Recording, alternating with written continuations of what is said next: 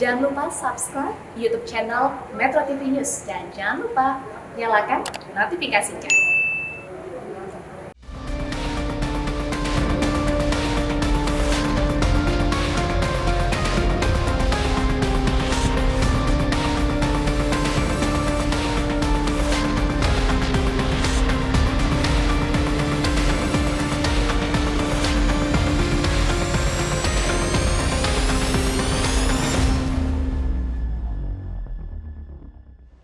Pemirsa, rancangan Undang-Undang Tindak Pidana Kekerasan Seksual diharapkan segera dibahas tuntas oleh DPR. Karena apa? Karena materi ini sudah terkatung-katung lama. Kami akan membahasnya. Apa alasan fraksi? Misalnya fraksi Golkar yang meminta penundaan pembahasan. Sudah bergabung bersama kami anggota Badan Legislasi dari fraksi Golkar, Firman Subagio. Selamat pagi Pak Firman, salam sehat. Selamat pagi, Assalamualaikum warahmatullahi wabarakatuh. Waalaikumsalam warahmatullahi wabarakatuh. Ya Pak Firman, sebelum kita diskusi lebih jauh, kami ingin paparkan sejumlah informasi. Kita simak berikut ini pemirsa. Pemirsa, kita bisa melihat di grafis ini ada dua fraksi yang setuju dengan syarat dan satu fraksi yang jelas menolak pembahasan RUU TPKS. Nah, ternyata memang sulit ya pemirsa membahas RUU kekerasan seksual. Pemirsa mungkin tahu bahwa awalnya RUU ini bernama penghapusan kekerasan seksual, tetapi diprotes sehingga RUU PKS pun berubah nama menjadi RUU tindak pidana kekerasan seksual. Sudah berganti nama, namun belum juga ada keputusan yang bulat. Lalu kenapa DPR masih menunda membahas rancangan undang-undang yang penting? Karena warga sangat menunggu. Nah, mari kita simak harapan warga berikut ini. Hukuman yang cocok itu harus setimpal dengan perbuatannya pelaku ya Pak ya, supaya kaum hawa dapat dilindungi dengan baik. Masukan untuk pemerintah Pak? Masukan pemerintah supaya hukum ditegakkan lebih tinggi dan lebih adil sebaik-baiknya. Untuk pelaku kekerasan seksual? Hukuman mati. Kenapa deh? Biar dia jerah, biar dia nggak bisa mainin seorang wanita lagi. Masukan untuk pemerintah teh?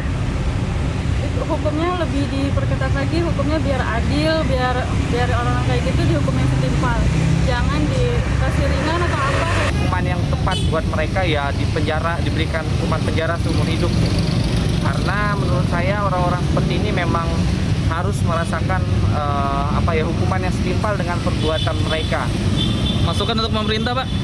Untuk pemerintah diperjelas lagi dan dipertegas lagi untuk hukuman mengenai orang-orang seperti ini. Iya, dari catatan kami, berdasarkan yang kami baca dari draft RUU pada 8 Desember lalu, prinsip RUU ini adalah tentang hak korban, kemudian hak perlindungan, hak pemulihan, dan keadilan. Kemudian ada perluasan definisi saksi, di mana jika dalam hukum acara RUU ini, saksi tidak hanya yang melihat, mendengar, dan mengalami sendiri. Namun juga saksi adalah orang yang berhubungan dengan perkara, meskipun tidak mendengar sendiri, melihat, dan alami sendiri. Lalu dengan satu keterangan korban, dalam RUU ini juga bisa menjatuhkan hukuman kepada pelaku, meski harus dilengkapi tambahan alat bukti lainnya. Anda mungkin bisa melihat di sini ya pemirsa, kenapa RUU TPKS ada hubungan dengan rekening bank. Karena dalam RUU ini bukan hanya bicara tentang orang per orang, tapi termasuk juga korporasi. Korporasi yang terlibat eksploitasi seksual. Baik, kita akan langsung bahas bersama dengan Pak Firman. Pak Firman ini kan fraksi Golkar meminta penundaan membahas atau menunda pembahasan RUU TPKS dengan alasan untuk pendalaman. Nah, sebetulnya apa sih Pak yang masih didalami oleh Golkar hingga menunda pembahasan dari RUU TPKS ini? Baik, terima kasih Mbak Eva. Jadi begini, saya perlu menyampaikan klarifikasi ini karena rasa-rasanya tidak nyaman kan. Biasalah dalam pembahasan undang-undang ini kan kadang-kadang fraksi A untuk undang-undang tertentu juga ada yang tidak sepakat. Seperti kemarin Nasdem tidak sepakat dengan masalah undang-undang tenaga kerja. Tapi toh akhirnya juga selesai. Namun tentunya kita perlu garis bawahi bahwa undang-undang ini kan berlaku untuk kepentingan masyarakat.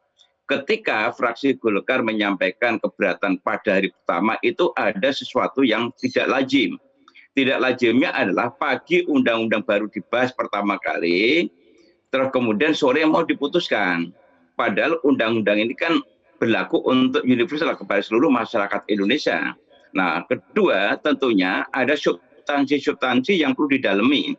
Dengan berbagai pengalaman fraksi Golkar yang sudah sekian puluh tahun di DPR, tentunya kita banyak pengalaman tingkat risiko undang-undang ini tinggi ketika kita membahasnya secara tergesa-gesa dan akibatnya itu juga dilakukan GR. Nah, ini kita nggak mau karena kita melihat bahwa Golkar undang-undang ini sangat dibutuhkan, sangat diperlukan, namun sikap kehati-hatian dilakukan. Di samping itu, memang ada beberapa substansi yang waktu itu kita ragukan tentang korporasi, kemudian penggunaan ayat kontrasepsi, kemudian juga ada sanksi kepada sesama jenis yang melakukan yang melakukan seksual. Nah, waktu itu kita sampaikan tentang status korporasi itu seperti apa? Karena korporasi kan badan hukum.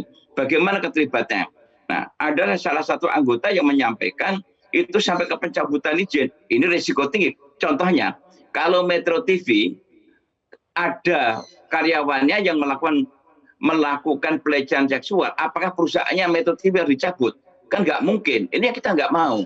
Ini akan merusak sistem. Baik. Kemudian penggunaan masalah kontrasepsi. Kalau ini tugas kesehatan seperti apa? Nah, akhirnya semua itu memang diterima, akhirnya disempurnakan. Nah, yang paling akhir itu kemarin kami sampaikan, hasil pertemuan dengan Wamenkumham, itu kita sepakat bahwa kita sepakat untuk disahkan, tetapi nggak perlu buru-buru, paling bisa masa sidang setelah Desember ini.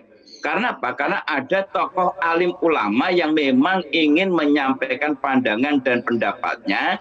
Apa bedanya tokoh alim ulama kita abaikan tetapi NGO kita perhatikan. Nah, ini warga masyarakat kan Indonesia ini dengan sikap kehati-hatiannya dan kemudian ini juga masyarakat kita ini kan masyarakat yang sangat universal dan kemudian juga tokoh-tokoh agama perlu kita dengarkan. Nah, ini itu sebetulnya. Baik, kita kembali soal korporasi tadi Anda sempat singgung, boleh teman-teman ditampilkan grafisnya, tetapi dari ini draft RUU TPKS 8 Desember 2021 tidak langsung ditutup Pak, tapi ada dulu pidana denda, pembayaran restitusi, dan lain sebagainya. Nah, pertanyaan kemudian adalah Anda menyampaikan fraksi Golkar memilih untuk hati-hati, tetapi mengapa baru sekarang Pak meminta pendalaman, meminta penundaan, padahal ini kan sudah berlarut-larut Pak sejak tahun 2016 dan sudah rapat berkali-kali. Mbak, mohon maaf ya, ini tidak boleh pertanyaan tidak boleh mendiskriminasikan. Saya tahu ini agendanya kemana kan begitu. Tetapi pada waktu undang-undang ini dibahas, kita jelas tegas menyampaikan ada beberapa yang perlu disempurnakan. Undang-undang ini memang lama, tapi untuk proses ini tidak sederhana. Dan ini kan baru panjang kemarin sore. Undang-undang ini adalah tinggalan undang-undang lama. Saya di DPR udah 20 tahun, Mbak. Baik. Ya, 20 tahun. Jadi kami mengawal ini dari awal. Dan untuk menentukan sanksi-sanksi ini bukan sesuatu yang mudah. Karena KUHP juga sedang disusun. Baik. Malah ada fraksi yang mengatakan tunggu nanti sampai KUHP disahkan. Golkar nggak sampai di situ. Golkar hanya menunggu bagaimana alim ulama kita dengarkan pendapat ini tokoh agama loh. Jangan diabaikan loh. Iya, Anda sampaikan. Jadi kalau kita mengabaikan tokoh agama, kita hanya mendengarkan NGO saja, ini kan bahaya sekali. Mayoritas Muslim loh Indonesia ini, berbahaya sekali ini. Iya, Pak Firman, seperti yang Bapak sampaikan tadi, perlu audiensi atau pandangan dari tokoh agama ya. Ini sudah dilakukan Pak Firman? Justru itu karena beliau lagi muktamar, mereka minta waktu. Makanya DPR ini adalah milik rakyat, maka kita dengarkan dulu. Apa sih salahnya menunggu dalam waktu nggak sampai 2 minggu, Januari tinggal 1 minggu. Apa susahnya kalau tokoh agama kita dengarkan? Kira-kira seperti itu. Jadi mohon dipahami bahwa kami ini adalah merupakan anggota Dewan Representatif Perwakilan Rakyat yang harus mendengarkan semua pihak. Karena pengalaman undang-undang yang sudah begitu clear saja di JR kita kalah. Alangkah naifnya kalau undang-undang begitu penting dan begitu dibutuhkan kepada perlindungan masyarakat, tetapi karena kesikap keterburu-buruan di JR nanti kita kalah. Baik. Kita buang energi, kita akan mulai dari nol lagi gitu loh. Kalau daripada itu lebih baik nunggu 1 minggu, apa masukan alim ulama nanti kita sinkronkan, baru kita sahkan secara bersama. Toh sekarang sudah disahkan menjadi inisiatif DPR. Ini pun juga nanti masih panjang, Mbak. Karena nanti juga pemerintah akan berpendapat juga. Apakah pendapat pemerintah semuanya menyetujui, mengaminkan keinginan DPR? Belum tentu. Baik, artinya masukan dari fraksi Golkar adalah masih menunggu audiensi dengan tokoh agama yang masih menunggu waktunya ya Pak. Tetapi kan akan paripurna 15 Desember. Artinya bagaimana komunikasi yang sudah dilakukan Pak Firman? Ya silahkan kita ngikuti mekanisme. Tapi yang jelas bahwa sikap Golkar tetap memperhatikan alim ulama untuk kita dengarkan, karena di dalam mekanisme pengambil keputusan kemarin kan karena yang sementara minta penundaan itu hanya dua fraksi dan kemudian satu menolak tegas, ya tentunya kita ngikuti mekanisme, tapi tetap pada waktu pembahasan nanti di Panja bersama pemerintah, kami akan mengkritisi terhadap pasal-pasal yang belum clear, karena saya menganggap bahwa ada beberapa pasal-pasal yang perlu di-clearkan dan kita perlu konfirmasi dari tokoh agama dan alim ulama. Karena masyarakat Indonesia kemajmuannya ini, kebinekaannya ini kan ada yang menganut agama Muslim, Kristen, Hindu, Buddha. Ini semua kalau kepengen menyampaikan kan kita dengarkan. Ini tidak boleh diabaikan, ini risiko tinggi bagi politik kita. Kalau kita mengabaikan tokoh agama yang mayoritas adalah negara agamanya Muslim. Iya, apa saja pasal-pasal yang menjadi concern dari fraksi Golkar dan membutuhkan masukan dari tokoh-tokoh agama? Ya salah satunya waktu itu kan ada permintaan dari masyarakat bahwa untuk hubungan seksual di luar nikah. Kemudian ada lagi mengenai masalah yang terkait dengan hal-hal yang terkait dengan, tadi malam pun kami juga diskusi di salah satu radio, ada pendapat yang menyampaikan ini untuk suka sama suka tidak boleh dikenakan sanksi. Kita kan perlu komunikasi seperti ini. Kalau saya bersepakat bahwa walaupun karena saya Muslim, hubungan seksual yang sifatnya itu di luar nikah itu haram kan begitu. Tetapi bagi yang non Muslim seperti apa kan begitu? Hukum agamanya seperti apa? Nah ini kan kita dengarkan. Oleh karena itu saya karena Muslim, mayoritas Muslim, ya kita mendengarkan tokoh agama Muslim. Itu akan kita jadi pedoman. Sekarang saya belum tahu apa pendapatnya karena kita belum menerima. Tapi untuk menerima tokoh-tokoh agama itu menjadi bagian penting dalam konteks undang-undang ini. Baik, kami tangkap poinnya fraksi Golkar meminta penundaan karena untuk meminta masukan dari sejumlah pihak dan juga prinsip kehati-hatian. Tetapi Pak, kalau kita bicara kondisi saat ini, kondisinya adalah darurat kekerasan seksual. Kita simak beberapa pekan terakhir, kita dibuat geram dengan kasus-kasus kekerasan seksual. Bahkan laporan kasus kekerasan terhadap perempuan yang diterima Komnas Perempuan periode Januari hingga Oktober tahun 2021, angkanya mencapai lebih dari 4.500 kasus, Pak. Bukankah urgen, mendesak sekali adanya payung hukum, Pak Firman? Mbak, mohon maaf ya Mbak, kurang urgent apa yang narkoba. Golkar ada di baris depan untuk memperjuangkan undang-undang narkoba. Kenapa fraksi lain diam? Justru korban jauh lebih besar juga. Justru korban jauh lebih besar gitu. Kenapa pada diem fraksi lain dianggap-anggap narkoba itu sepi? Semuanya undang-undang itu penting, tapi sikap kehati-hatian itu menjadi hal yang mutlak bagi DPR. Karena DPR lembaga rakyat, lembaga wakil rakyat yang harus mendengarkan semua pihak. Kita nggak perlu emosional, kita nggak perlu tergesa-gesa. Ini saya katakan dari awal, undang-undang ini bagian daripada undang-undang yang sangat urgent dan penting dengan peristiwa. Saya sendiri pribadi, ada peristiwa seperti kasusnya Heri Irawan. Kalau perlu dihukum mati, tapi apakah boleh kita melakukan hukuman mati itu? Semua masyarakat akan menginginkan itu. Tetapi apakah regulasi internasional membolehkan nggak hukuman mati itu?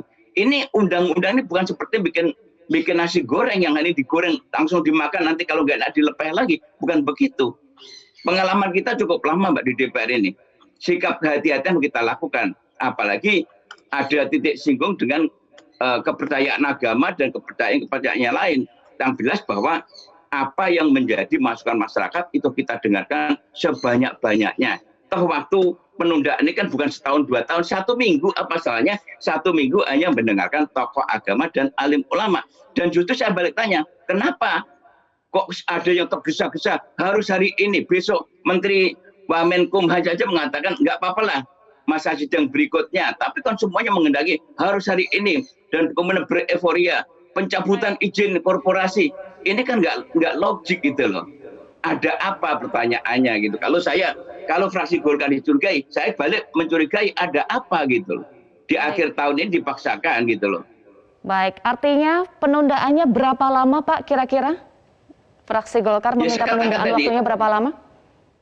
Kalau Golkar kan mengendaki pengambilan keputusan kemarin kan setelah masa sidang, tapi sekarang kan sudah diputuskan sesuai dengan mekanisme, walaupun Golkar masih dalam posisi standingnya adalah menunggu minta menunggu hasil dari audiensi, tapi kan sudah diputuskan ya Golkar tetap akan merespon para tokoh agama, alim ulama, nanti kita akan sampaikan di panja berikutnya.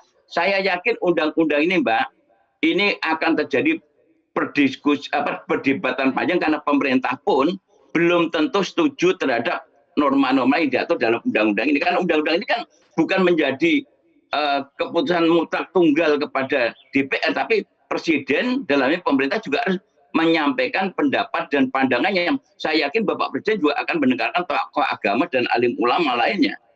Saya meyakini itu, beliau itu orang sangat demokratis. Baik, terima kasih Firman Subagio, anggota Balik DPR RI dari fraksi Golkar sudah bergabung bersama kami di Metro Pagi Prime Time. Salam sehat.